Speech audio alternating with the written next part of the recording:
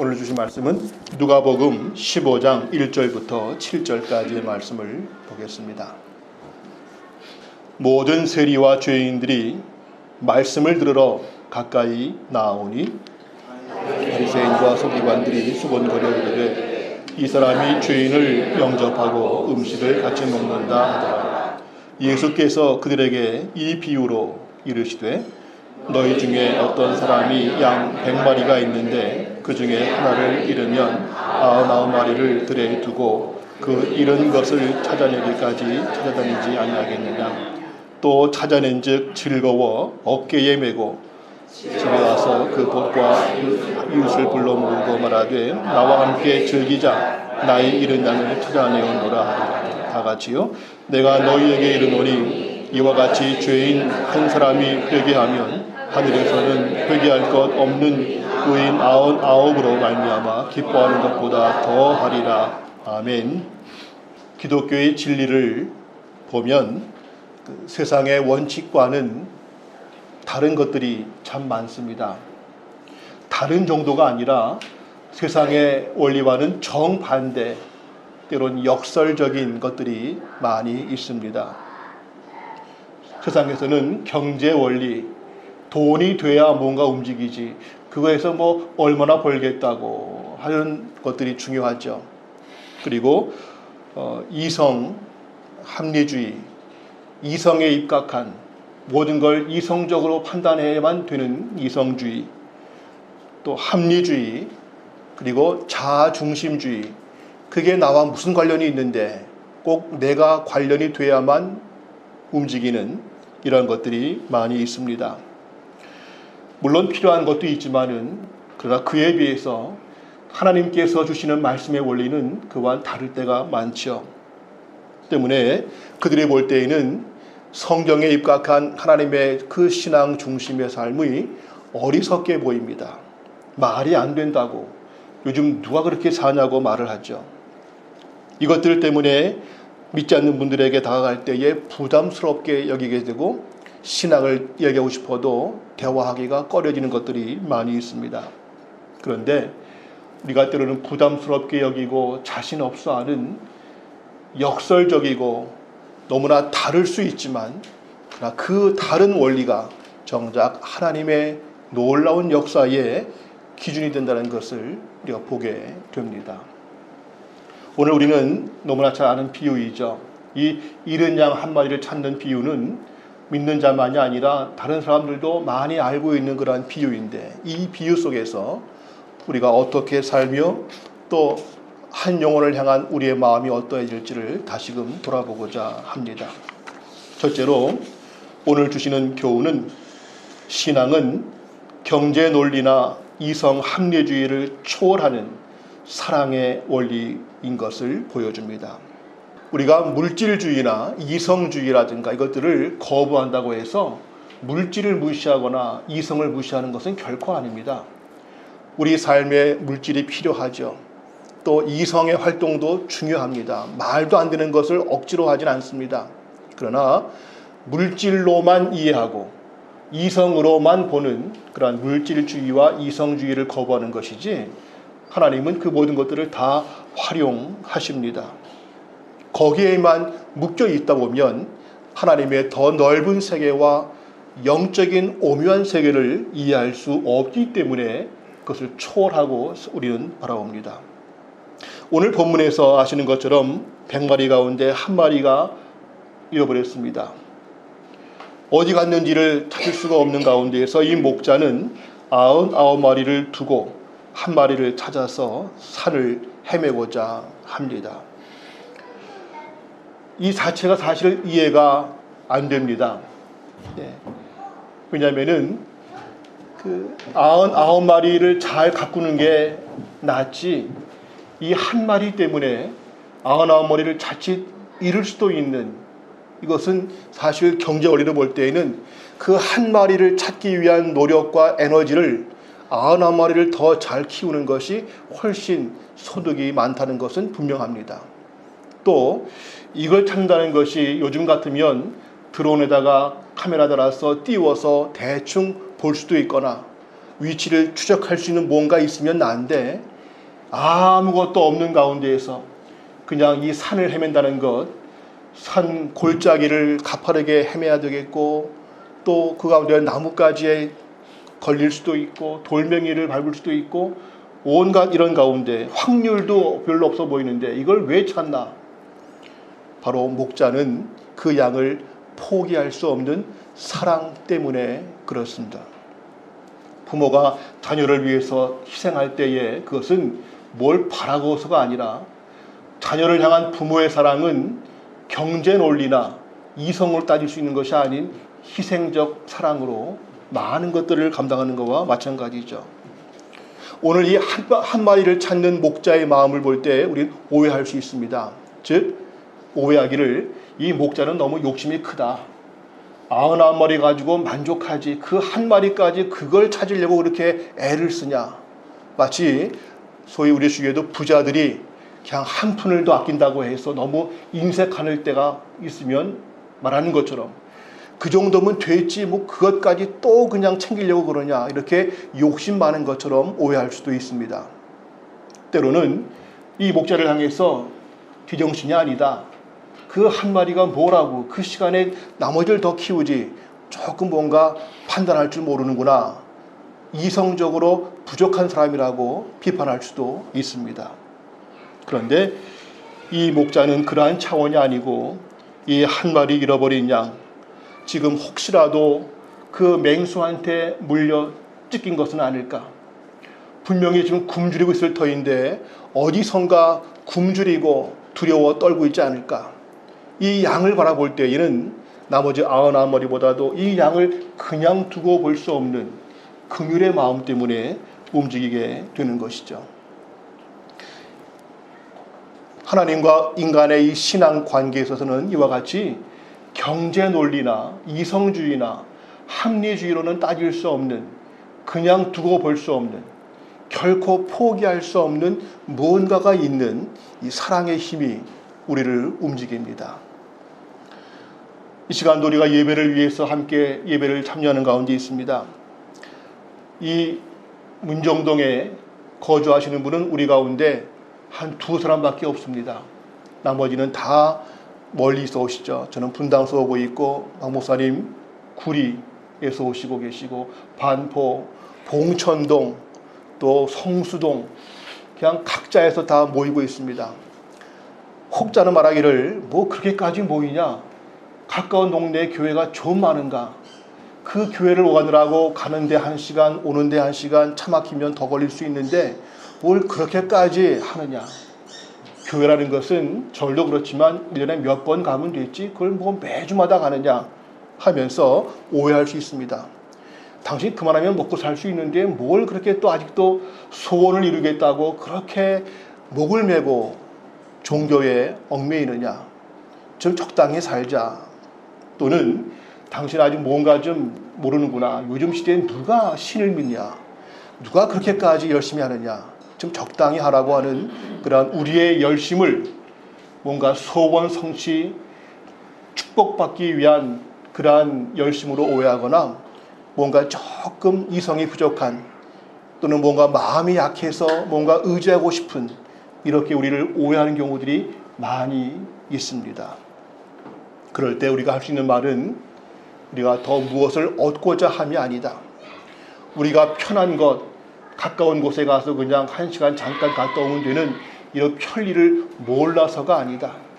다 알지만 우린 더 귀한 것을 얻기 위함이다. 바로 그러한 말씀이 고린도전서 2장 14절에 나와 있습니다. 함께 읽겠습니다. 육에 속한 사람은 하나님의 성령의 유대를 받지 않으나니 이는 그것들이 그에게는 어리석게 보임이요 또 그는 그것들을 알 수도 없나니 그러한 일은 영적으로 분별되기 때문이라. 예나 지금이나 사도 바울도 그랬고 주님도 그러셨고 말씀은 분명히 인정합니다.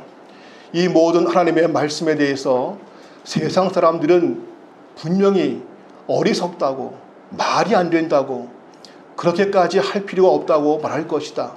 그러나 이것은 영적인 것이기 때문에 하나님의 영적인 은혜를 통해 보지 않으면 도저히 받아들일 수도 없고 알 수도 없고 감당할 수 없다고 이미 선언하고 있습니다.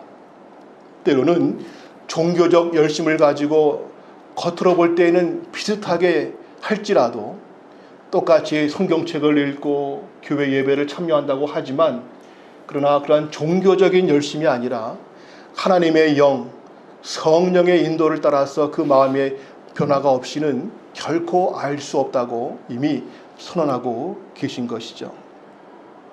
함께하는 교회가 이제 10월 마지막 주가 되면은 창립 2주년이 되어서 지난해에는 1주년 기념으로 선교지에 선물을 보냈고 올해도 그걸 또 하려고 합니다. 그와 동시에 올해는 이제 우리 이웃을 초청하는 그러한 주간이 되자 그래서 우리가 지난 여름부터 우리 가정, 이웃, 회사, 동료, 친척 가운데 주님을 만났으면 좋을 사람들 또는 믿다가 포기하고 상처받고 낙심한 영혼들을 찾자고 하고 있습니다. 이럴 때 또 혹시 오해할 수 있습니다. 교회가 사람 수를 늘리기 위해서 그냥 혈안이 됐구나. 어떻게든 사람 수를 채우려고 그냥 하는구나. 이러한 식으로만 혹 볼 수도 있겠고요.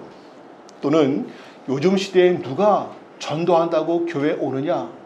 이렇게 냉소적으로 볼 수도 있을 겁니다. 그러나 우리가 하고자 하는 것은 말이 안 되는 헛짓을 하는 것이 아니고 단순히 우리 숫자를 늘리기 위해서 사람들을 끌어모은다는 차원이 아니라 잃어버린 영혼을 바라보시는 하나님 아버지의 안타까운 마음을 가지고 그분들도 마음이 치유되고 하나님과의 만남을 갖고 진정한 삶의 행복과 영원한 생명을 얻게 하고자 하는 우리의 본질 때문에 하는 것이지 결코 우리가 다른 인간적인 그러한 숫자 목표가 아닌 것을 우리가 압니다.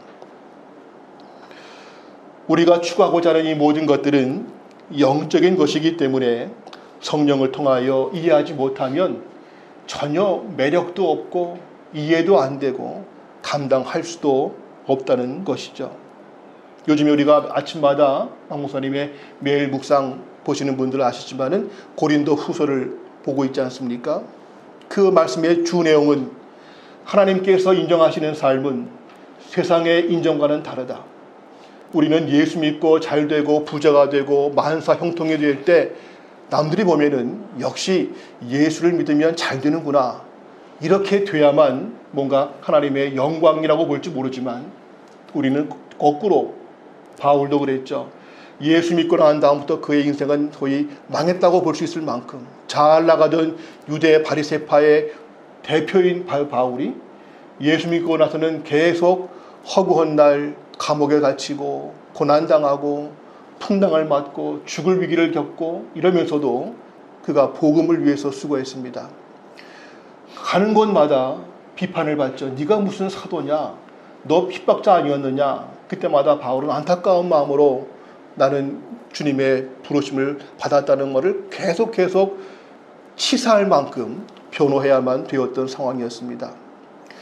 과거에는 편하고 인정받고 혈통과 학문으로 어디나 내세웠던 바울이었지만 주님과 함께 할 때 그는 고난과 아픔과 배척과 이러한 모욕을 당하는 삶을 살았죠. 근데 그것을 바울은 고생이라고 하지 않고 오히려 그것을 영광이라고 얘기하면서 사람들의 박수를 받지 않을지라도 나는 행복하고 기쁘다. 내게는 주님이 주시는 거룩한 기쁨과 은혜가 있음을 강조했습니다. 바라기는 우리가 이 시대에 진정한 신앙인으로 살고자 할 때에는 내가 예수 믿고 기도하니까 다 잘 풀리고 어려움은 당하지 않고 이것을 구한다면 그는 아직도 십자가를 잘 모르는 것일 겁니다. 오히려 우리 주변에는 예수님 때문에 말할 수 없는 고난, 정말 억울함, 말도 안 되는 그 경우들을 당할 때가 많이 있지만 그 속에서도 하나님을 바라보면서 믿음을 잃지 않고 기도하면서 고난이 힘든 것은 분명하지만 그 고난 때문에만 알 수 있는 하나님의 깊은 세계를 볼 수 있는 경험들을 우리 많이 보고 있지 않습니까?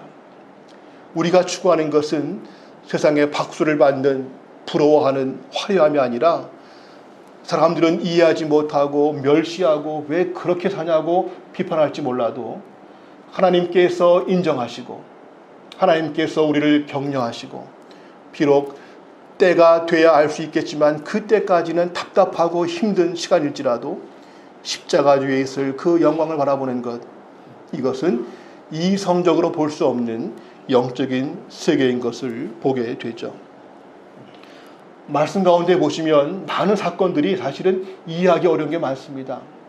다만 할 수 없지만 노아가 방주를 지을 때 비가 오는데 방주를 지은 것이 아니라 맑은 날씨에 방주를 지은 것도 이상했고, 방주를 지어도 바닷가에 지어야 되는데 산 꼭대기에 배를 짓는 것, 이건 미친 사람처럼 보일 수밖에 없는 그러한 일들을 하게 하셨고, 아브라함이 멀쩡히 살던 고향을 떠나가라, 지금이야 쉽게 이사할 수 있지만 그 당시에는 쉬운 게 아닌데 왜 축복하시려면 거기 살던 데서 하시지, 그래야 관계도 많이 알고 있고 좋을 텐데 왜 낯선 곳에 가게 하셔서 새로운 일을 고생하게 하시나.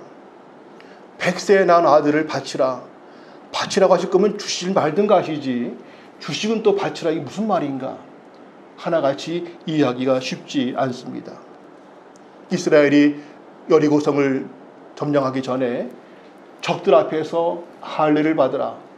할례가 뭔지 아시겠지만 남자들이 며칠 동안은 힘들어서 꼼짝 못하는 그 과정인데, 적들 바로 코앞에서 그런 일을 한다는 것은 목숨을 포기할 수 있는 것인데 왜 하필 거기서 이렇게 하라고 하시는가.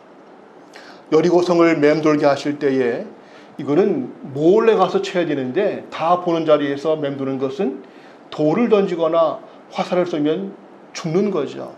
왜 이렇게 하게 하시나. 하나같이 우리는 이해가 될 수 없는, 그러나 바로 그 모든 것들이 이성을 초월하는 하나님의 놀라운 역사의 일들이었죠. 오늘 우리들은 지금 내 삶 속에서 왜 이런 일들을 내가 당하게 될까, 왜 이렇게 살아야 될까, 이해할 수 없는 것들이 분명히 있을 겁니다. 때로는 그것을 다 설명할 수 없는 일들이 분명히 있습니다. 그러나 그러한 가운데에도 신앙은 이성과 경제 논리와 합리주의와 이것들을 초월한 하나님의 놀라운 역사가 있는데, 그 가운데 사랑의 원리가 있다는 것이죠. 오늘 이 목자가 99머리를 잘 가꾸면 될 것을 왜 굳이 한 마리 때문에 어리석게 보이는 그 일을 하는가. 그냥 둘 수 없는 사랑. 지금도 혹시 어딘가에서 울부짖고 굶주리고 죽음의 위기 앞에 있을 그 양을 그냥 두고 볼 수 없는 긍휼의 사랑 때문이죠. 우리는 이 얘기를 들을 때마다 사실 이게 남 얘기가 아니고 하나님은 그와 같이 우리를 바라보고 계시다 하는 것입니다. 우리 신앙은 내가 예수 믿고 내가 말씀 보고 노력해서 내가 주님을 찾아가는 그 차원이 아니라 나를 안타깝게 불쌍히 보셔서 죄악에 있던 나를 끌어올리셨고, 지금도 여전히 예수를 믿는다고 하지만 아직도 내가 봐도 참 부끄러운, 이 정도 신앙 가지고 과연 내가 어떻게 살 수 있을까, 내가 어떻게 하나님의 뜻을 이룰 수 있을까, 내가 봐도 부족한 나를 더 안타깝게 바라보시는 하나님께서 지금도 나를 위하여 포기하지 않고 끝까지 내 인생 속에 찾아와 주셔서 함께 하신다는 사실, 바로 잃어버린 양이 바로 나고 목자가 주님이신데 주님은 지금도 나를 향해서 끊임없이 찾고 계시다는 사실을 기억해야 될 것입니다. 다른 종교를 함부로 이해할 수 없지만은 대개 종교들이 신이 있고 그 앞에 가서 정말 내가 고생하면서 수행하고 해서 그 신의 만족을 얻으면 복받는 그러한 차원이 아니라, 우리 하나님은 우리 인생 가운데 찾아오셔서 우리가 당해야 될 것들을 대신 짊어지셨고, 그리고 지금도 우리를 찾기 전에 찾아오셔서 우리와 함께 하고자 하시는 목자의 마음 같은 하나님의 사랑이 지금도 나와 함께 하신다. 내가 가정에 있든 회사에 있든 어디에 있든 눈에 보이지 않을지라도 하나님은 지금도 나와 함께 하시고 내 모든 삶에 지금도 강한 마음으로 나와 함께 역사하신다는 사실을 기억해야 될 것입니다. 또 볼 수 있는 것은 이 한 마리가 볼 때 이건 사실 약한 한 마리입니다. 100마리가 다 움직이는 가운데 이 처진 한 마리는 왜 그랬을까? 분명히 문제가 있을 거예요. 다리가 약하거나 뭐는 이성적인 판단이 딴 양보다 처지거나 눈이 더 나쁘거나 귀가 어두웠거나 하여튼 다른 양들은 잘 가는데 이 처진 한 마리는 더 오히려 문제가 있으니까 처진 거였죠. 근데 이 한 마리 때문에 이 목자는 찾아 헤맵니다. 연약한 양, 보통 양보다 더 약한 양이지만 포기하지 않는 주님이신 거죠. 우리는 교회에서도 목사가 되고 장로가 되고 특별한 직분이 있고 교회에서 인정받는 그 사람들만이 하나님의 특별한 사람인 것이 아니라 우리 모두 하나님은 오히려 약한 자일수록 직분도 없고 말씀도 잘 모르고 뭔가 특별히 하는 것도 없어 보이는 그들을 하나님은 더 깊이 관심을 가지고 보실 수 있다는 것을 기억해야 될 것입니다. 교회를 볼 때에도 우리는 목사님 늘 설교하신 것 가운데처럼 주님께서 한국교회를 주목하실 때 어떤 교회 바라보실까? 소위 랭킹 1, 2, 3위 가장 많이 모이는 대형교회, 그 가운데 주님께서 또 유명한 목회자들과 유명한 그런 교회들, 거기를 통해서 더 역사하시지 않을까? 우린 작은 교회인데, 우린 시골 교회인데 뭐 주님이 우리 교회를 알기나 하실까? 그러나 정작 주님의 마음은 그러한 큰 교회, 유명한 교회보다도 물론 그것도 다 쓰임이 있지만은 남들이 아무도 알아주지 않는 작은 교회, 때론 저 시골 속에 있어서 산간에 있어서 교회 이름도 알지 못하는 그러한 교회까지라도 주님은 더 오히려 약한 자들, 약한 교회를 주님은 더 관심 있게 지켜보고 계신다는 사실을 기억합니다. 혹시라도 우리가 나는 직분도 특별하지 않아, 난 특별한 말씀도 잘 몰라, 난 특별한 체험도 없었어, 내가 다니는 교회는 조그만 교회라서 잘 이름도 모를 거야, 이런 것들 때문에 위축되지 마시고 하나님은 이러한 교회일수록, 이러한 사람일수록 더 관심 있게 보신다 하는 목자의 마음을 이해해야 될 것입니다.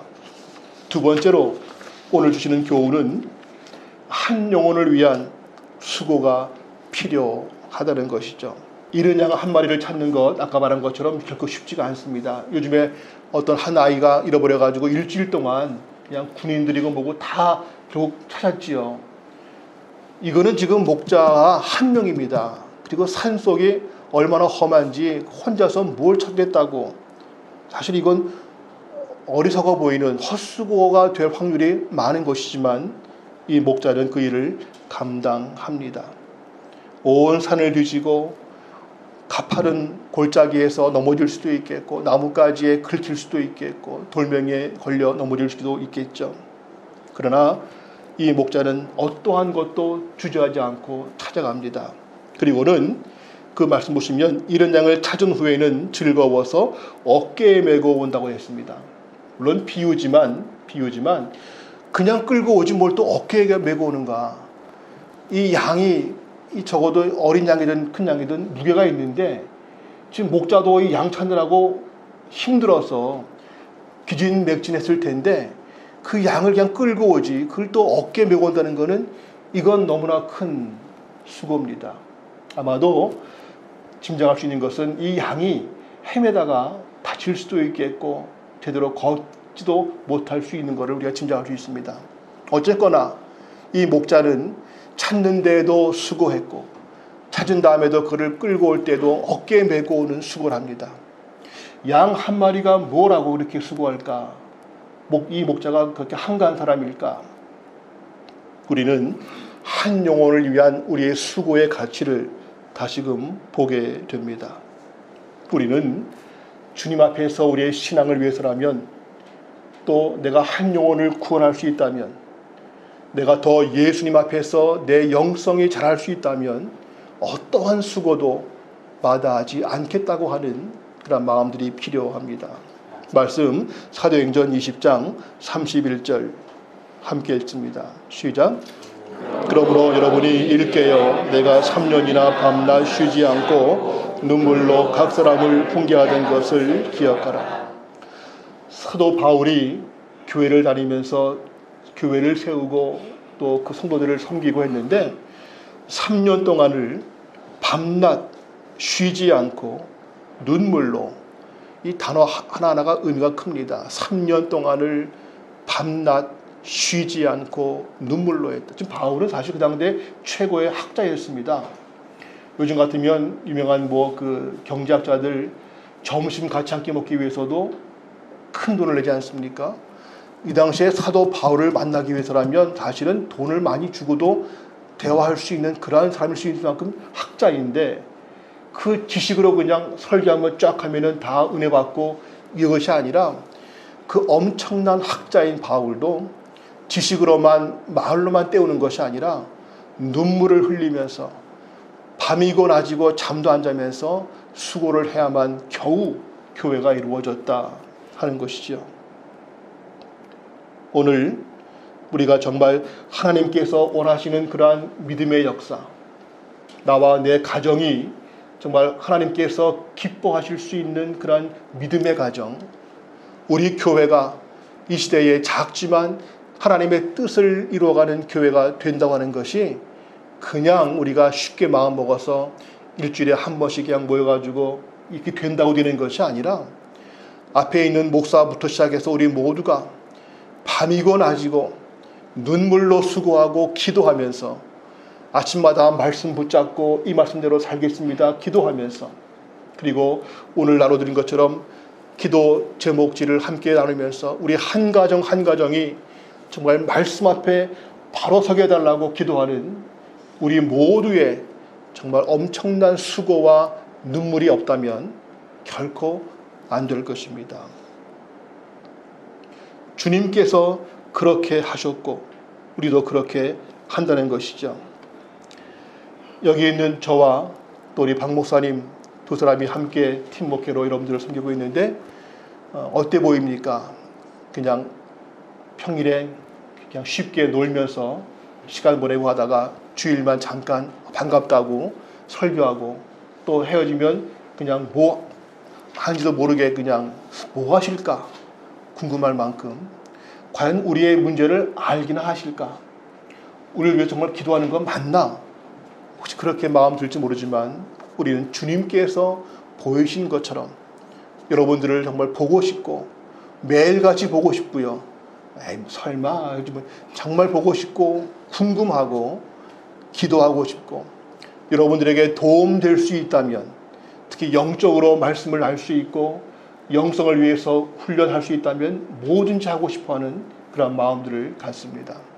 우리 박 목사님, 우리 조장들을 함께 공부해야 되는데 함께 모일 시간이 없다 보니까 한 번에 하면 될 거를 그냥 성수동 가서 하고 수원 가서 하고, 여러분들에게 필요하다면 시간을 내서라도 2배, 3배 들지라도 하고자 하는 것이 사실 우리의 마음이죠.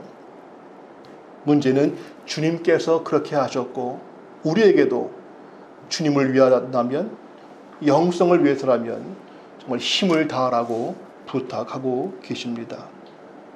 이것은 우리만이 아니라 지금 하나님도 우리를 그렇게 위해서 일하시고 계시다는 사실이죠. 로마서 8장 26절 함께 보겠습니다. 시작. 이와 같이 성령도 우리 연약함을 도우시나니 우리는 마땅히 기도할 바를 알지 못하나 오직 성령이 말할 수 없는 탄식으로 우리를 위하여 친히 간구하시느니라. 아까 말한 것처럼 우리 하나님은 다른 신들처럼, 다른 종교처럼 멀찌감치 계시면서 우리가 그냥 죽어라 하고 그 신을 찾으면 가끔씩 뭐냐 하면서 가끔 오시는 분이 아니시라. 우리에게 찾아오셨고 우리보다 더 낮은 자의 모습으로 살아셨고 우리의 모든 죄를 십자가로 풀어주셨고, 지금도 하나님은 산신령같이 탱자하시는 것이 아니라 성령께서 우리를 위하여 말할 수 없는 탄식으로 기도하고 계신다. 부모님이 자식을 위해서 기도하는 것과는 비교할 수 없는, 목사가 교인들을 위해서 기도하는 것과 비교할 수 없는 성령께서 탄식함으로 우리를 위해서 기도하신다. 그렇다면 우리도 그 나라와 그 일을 위해서 내가 할 수 있는 모든 수고를 아끼지 않아야 한다는 것이죠. 아까 말한 것처럼 우리 교인들 다 멀리서 오시는데 참 한편 너무나 감사하고 때로 미안하기도 합니다. 가끔은 목사님과 함께 교회를 한번 옮겨볼까 하는 마음도 가져보는데 어디로 옮길지를 모르겠어요. 뭐 한 곳이 문제되죠. 분당, 수원, 구리, 남양주, 미아리, 봉천동, 성수동인데 어디 중간이 그저 여기밖에 없는 것 같아요. 참 너무나 멀리서 오시는 그 수고로움 감사한 동시에 또 한편 이 수고를 주님께서 기뻐하시면 이것이 우리 가정과 교회와 민족을 위한 우리의 몸부림을 주님께서 역사하실 것을 믿습니다. 마지막 세 번째로 우리는 한 영혼을 통한 기쁨을 알아야 한다는 것입니다. 오늘 본문 가운데 5절부터 7절까지를 한번 다시 읽어보겠습니다. 또 찾아낸 즉 즐거워 어깨에 메고 집에 와서 그 벗과 이웃을 불러 모으고 말하되 나와 함께 즐기자. 나의 잃은 양을 찾아내오노라 하리라. 내가 너에게 이르노니 이와 같이 죄인 한 사람이 회개하면 하늘에서는 회개할 것 없는 의인 99으로 말미암아 기뻐하는 것보다 더하리라. 아까 5절에서 목자가 양을 찾아서 너무 즐거워서 어깨에 메고 왔다. 이 어깨에 메고 온다는 게 참 너무 그런데 그만큼 즐거워서.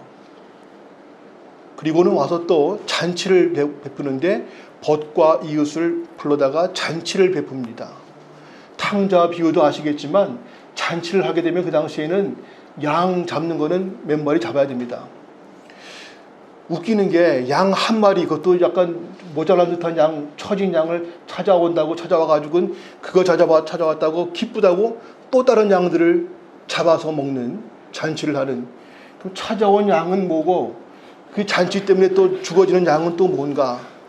혹시 뭐 찾아온 양은 종자가 좋아서 또 그렇고 이 양들은 종자가 좀 시원찮아. 그것도 아니, 오히려 따지면 이게 더 좋은 양일 수도 있는데 그 양 때문에 다른 양들을 또 잡아 잔치한다는 것은 이건 어떻게 보면 이해가 안 되죠. 배보다 더 큰 배꼽처럼 이거 말이 이상합니다. 그런데 그만큼 이 목자는 기쁜 거죠. 이 양을 찾았다는 이 기쁨, 이거는 자기가 어깨에 메고 오는 수고, 이 양 한 마리 때문에 몇 마리를 또 잡아서 잔치하는 이 수고, 이거와 비교할 수 없는 기쁨을 이야기합니다. 우리 가운데 최근에 갓 태어난 막내 아가 있죠. 우리 허지유, 이제 한 3개월 돼가죠. 너무나 이쁜데, 부모가 이쁘니까 뭐 이쁠 수밖에 없겠지만은 너무 이쁜데 한편 안쓰러워요. 그 아기 때문에 밤에 잠 못 자겠고 뭐 그냥 조금 아프면 또 그냥 부모가 노심초사하면서 힘들죠. 우리가 위안답시고 힘든데 그 애 그냥 나한테 보내라고, 쉽게 살라고 그러면 난리 나겠죠. 어떻게 이런 아이인데. 그래서 그 아이 때문에 힘든 거는 사실이지만 그 아이 때문에 이런 기쁨은 이건 말로 다 할 수 없는 걸 압니다. 그래서 어떤 목사님의 책 제목에 의하면 자식의 은혜를 아는 부모, 이런 책이 있는데, 부모가 자식 때문에 고생하는 것도 맞지만 자식 때문에 기쁘고 행복한 것이 훨씬 더 크다, 그런 책 내용이 있습니다. 오늘 이 목자가 바로 그런 기쁨이죠. 그 한 마리, 그 뭐라고, 그러나 그걸 찾았다는 그 기쁨 때문에 그보다 더 큰 잔치도 할 수 있는, 이것이 바로 하나님 아버지의 마음이시고 우리도 그렇게 기뻐하라고 하는 것이죠. 신앙인의 특징은 바로 기쁨인데, 어떠한 기쁨인가? 뭐 사업이 잘 되고 아이들이 잘 풀리고 소원 이루어져서 기뻐하는 것, 그 차원이 아니라 바울이 늘 기뻐하라는 것은 고난 가운데에도 기쁨, 매를 만든 가운데에도 기쁨, 더 나아가서 그 나라와 그 의를 바라보는 믿음의 삶을 살면서 주어지는 거룩한 기쁨을 말하고 있습니다. 우리가 정말로 얻고자 하는 것은 무엇입니까? 세상적 기쁨을 위해서 하나님께 도와달라고 기도합니까? 아니면 나는 거룩한 기쁨, 한 영혼을 통한 이 기쁨을 나도 얻겠다고 내가 투자하고 있습니까? 요즘에 그런 말 많이 하죠. 소확행, 작지만 확실한 행복을 추구한다. 남들이 볼 때는 그게 뭐 기뻐 그 정도 가지고 너무 참 그 수준이 낮다 할지 모르지만 작아 보이지만 거기에 행복이 있는 것들을 추구해서 과거와 같이 뭐 너무 무리하면서 하기보다는 즐기면서 만족을 얻으면서 살기를 원합니다. 우리가 정말 기쁜 것은 남들이 다 부러워할 수 있는 화려한 조건이 아니라 작지만 우리가 기도하면서 기뻐하고 말씀 가운데 기뻐하고 할 때 남들이 볼 때 그게 뭐 기뻐 그 지루한 텐데 그 좋으냐 야 골프를 치면서 얻는 기쁨이 이게 정말 기쁨이고 사회에서 하고 싶은 거 누릴 때 얻는 기쁨 이게 기쁨이지 뭘 그게 기쁘냐 할지 모르지만 우린 다른 차원의 기쁨을 얻습니다.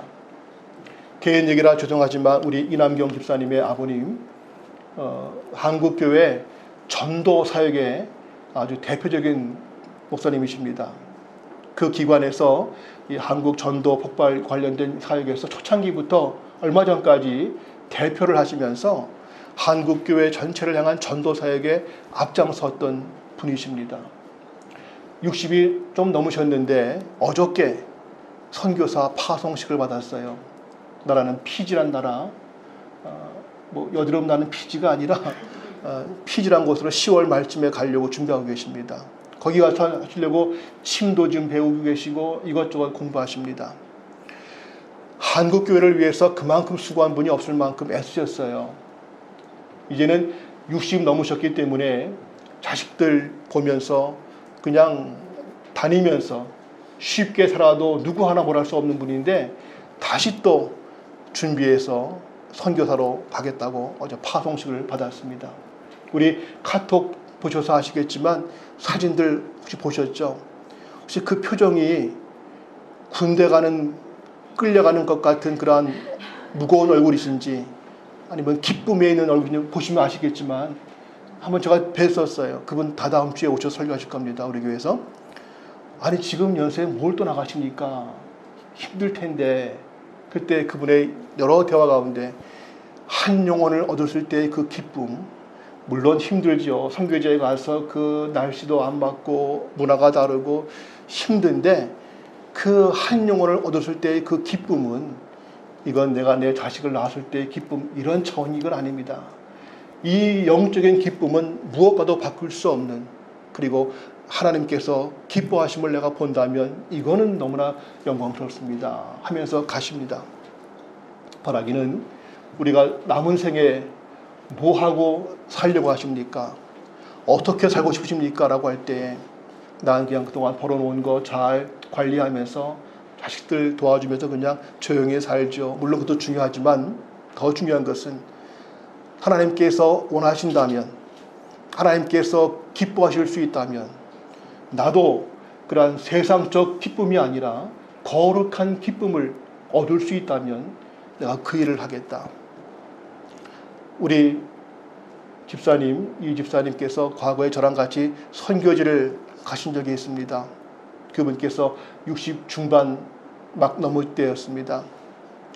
가서 하시는 말씀이 내가 회사에서 대표로서 평생을 살았지만 그러나 선교지에 와보니까 이 젊은 선교사들이 이렇게 자기 인생을 불태우면서 그 영혼들을 위해서 수고하는 모습 보니까 참 내가 부끄럽기도 하고 감동되는데 내가 남은 생에는 할 수 있으면 이분들을 도울 수 있다면 내가 뭔가 하고 싶다고 그런 말씀을 하신 적이 있고 지금까지도 우리와 함께 하시는 모습이 뭐 우리와 뭐 모든 게 다 잘 맞아서가 아니라 우리를 섬겨주시고 하시는 모든 것들이 그렇게 살고 싶으신 마음을 들었습니다.